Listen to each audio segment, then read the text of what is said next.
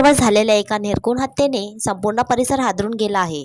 एका तरुणाची दगडाने ठेचून हत्या करण्यात आल्याची धक्कादायक घटना समोर आली असून एका प्रकरणाने मोठी खळबळ उडवून दिली आहे. ही घटना सकाळच्या सुमारास उघडकीस आली. रेल्वे स्टेशनजवळ रक्ताच्या थारोळ्यात तरुणाचा मृतदेह आढळून आला.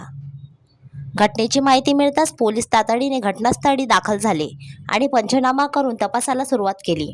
प्राथमिक तपासात ही हत्या पूर्वनियोजित कटाचा भाग असल्याचे स्पष्ट झाले. मृत तरुण आणि आरोपी यांच्यात जुन्या वादातून तणाव असल्याची माहिती पोलिसांना मिळाली.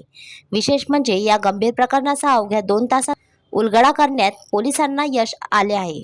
सीसीटीव्ही फुटेज, स्थानिकांची चौकशी आणि तांत्रिक तपासाच्या आधारे आरोपीला शोधून काढत तात्काळ ताब्यात घेण्यात आले.